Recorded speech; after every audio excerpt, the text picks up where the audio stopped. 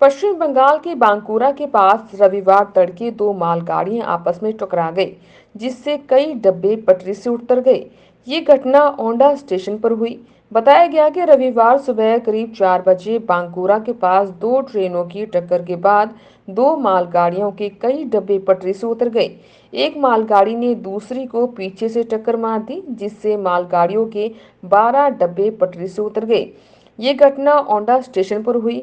हादसे में कोई हताहत नहीं हुआ है। हालांकि एक मालगाड़ी के ड्राइवर को मामूली चोटें आई। रेलवे अधिकारियों के एक बयान के मुताबिक दोनों खाली मालगाड़ियां थी।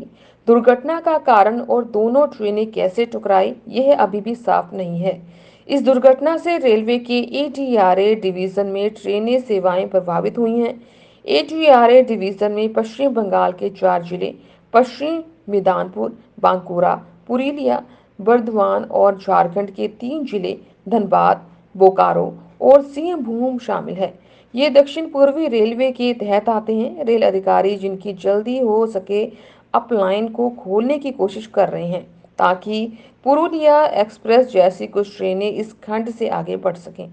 शुरुआती तौर पर यह दुर्घटना सिग्नलिंग से जुड़ी लग रही है। इसके कारण रूट का ट्रैफिक बाधित हो गया। रेलवे सूत्रों के मुताबिक सिग्नल ओवर शूटिंग के चलते मालगाड़ी आगे चल रही एक दूसरी मालगाड़ी के पिछले हिस्से से टकरा गई। इस टक्कर की वजह से 11 रेलगाड़ियों को कैंसिल और दो ट्रेनों को डाइवर्ट किया गया। यह दुर्घटना ओडिशा में कोरोमंडल एक्सप्रेस और दो अन्य ट्रेनों के भीषण ट्रिपल ट्रेन टक्कर के ठीक एक महीने बाद हुई, जिसमें कम से कम 275 लोगों की जान चली गई थी। 2 जून को बालासोर जिले में भीषण क्रम में एक के बाद एक 3 ट्रेनें टकरा गई।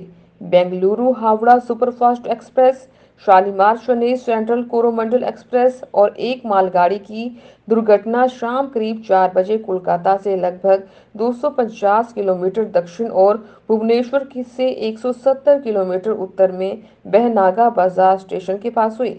ये दुर्घटना तब हुई जब चेन्नई की ओर जा रही शालीमार चेन्नई सेंट्रल कोरोमंडल एक्सप्रेस बगल के ट्रैक पर एक मालगाड़ी से टकराने के बाद पटरी से उतर गई, जिससे कोरोमंडल एक्सप्रेस का पिछला डिब्बा तीसरे ट्रैक पर जा गिरा।